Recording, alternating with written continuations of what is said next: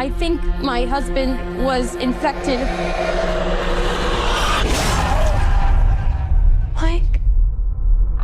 Blake. Thank you so much for taking the time today. I really appreciate it. Of course. I loved this movie so much. I was on the edge of my seat. I was watching like this, and I was good. crying at the end. Oh, really? Oh, that's Yes. so good. So I want to know, for you, like, this packs an emotional punch. It's a sad story. It's a tragic story, but it's scary. Can you talk about finding that balance? Yeah, it was interesting because when I was writing the movie, you write a film in a vacuum. There's no audience there to listen to, so you can't really calibrate things. When you're editing a movie, you can test screen it, you can show it to people, and you can hear. But when you're writing, it's very insular. So I was just thinking, what seemed to feel right to me when I was writing was the tragedy of it all, because I had friends at that time I had one friend in particular who was suffering from an illness that was like a degenerative illness. They couldn't walk anymore.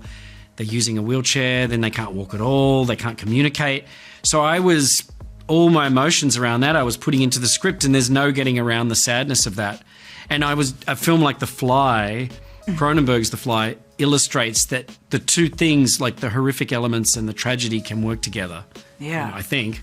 Yeah, no, absolutely. I do want to talk to you about the way you POV film, because the way it would switch, that like gave me chills every time. I feel like it's a masterclass in filming, like is cool. incredible. I liked it. So was that kind of always the idea from the beginning, and where did that thought come about? It was the idea from the beginning. That was actually the first idea. So usually once I've decided to make a film, I'm going to write it, I'm just pacing around thinking like, how does this movie make me feel? What's evocative?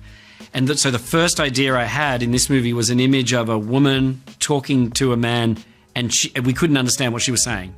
She was just speaking in this kind of garbled. And then I had this idea. I was like, well, what if the camera just moved around the room and suddenly you could understand what she was saying? Like we're crossing between worlds. So that idea really became sort of the central sort of molten core of the whole movie. Everything was built around that. It's perfect. And so when you're filming that on set, you really change the scenes and everything? Yeah, I mean, I had to work it out with Stefan Duccio, the cinematographer. This is our third film together. We had talked about it constantly during pre-production, and he was always suggesting, like, what if we used a UV camera? What if we used infrared? So we went and tested a bunch of infrared cameras. We could never quite get there, and we finally decided to just do it practically. So the camera would move around the room, and the gaffers would turn the dial, and the lights would change. And then we would augment it a little with visual effects in post-production, putting, I don't know if you noticed, like the molecules in the air. He could see, like, kind of the animal world.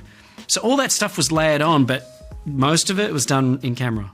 Wow. I mean, it's absolutely stunning. It that's great. Elevates it to a whole new level, which is already a fantastic movie, but it really, really brings it up to another level. And then real quick, I do want to talk to you about something I feel like with monster movies is sometimes they show the monster too much or too often. And I think the transition of the, descent into his transformation is what really helps this not be too much too fast. Oh, that's good. Can you talk about doing that? Yeah, I mean, I think one of the other ideas, aside from the one I described, I was like, well, what can I do that's different here? Because we've seen so many great werewolf transformations.